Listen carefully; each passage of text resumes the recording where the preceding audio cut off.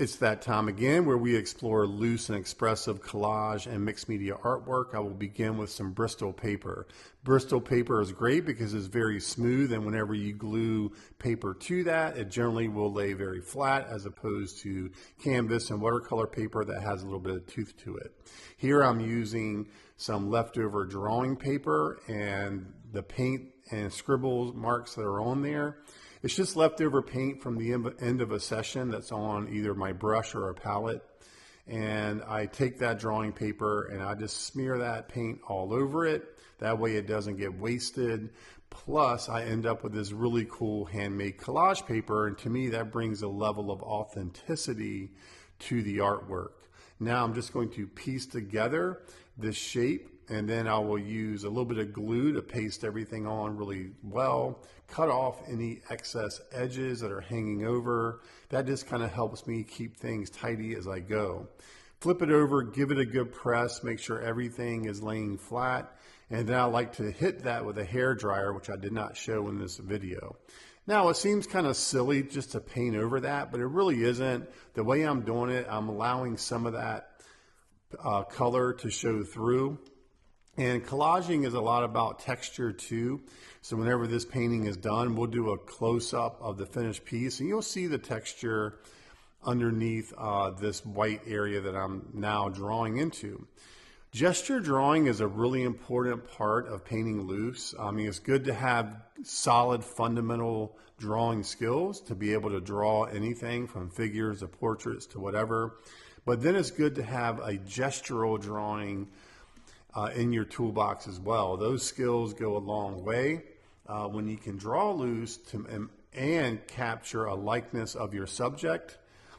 Then you have a huge advantage when it comes to painting loose. If you have a very tight hand and your range of motion is very stiff and mentally and all that stuff, you're just caught up in the details, then it's very hard to paint expressively. So I always encourage my students to be able to draw loose, but also to have those fundamentals underneath the hood that you can capture a likeness of your subjects, some believability, right? Here I'm just going to scribe using a pencil back into that collage paper that I put over top of the white area there. So we're starting to see this thing unfold. We've got the tabletop. We got a nice, interesting brown background that's not flat or boring. That's all thanks to that handmade collage paper. And if you really study that brown area, you'll see the drawings and different scribbles underneath that paint. And that really makes for a beautiful layered approach to creating expressive artwork. A few details, and I'll say that one more time, a few details. You don't need to describe every single nuance in your subject.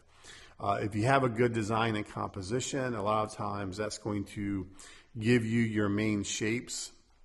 And if you have a good color theory, some harmony. So in this case, I'm exploiting the greens, the very earthy greens, the browns, and that sort of thing.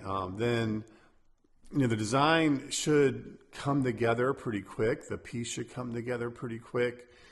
Then it's just a matter of suggesting a few details here and there just to give the viewer something else to latch on to. You don't want things too bold or blocky because then there's just not enough interest there. So this is the final piece. This is the close-up I was talking about earlier. You can see all that texture underneath, and that really makes for an interesting piece. If you would like to see the full uncut version of this demo as part of the Mixed Media Still Life course, I will also link the Mixed Media bundle. So if you really want to explore mixed media, then be sure to check those out. Thanks for watching, and I'll see you next time.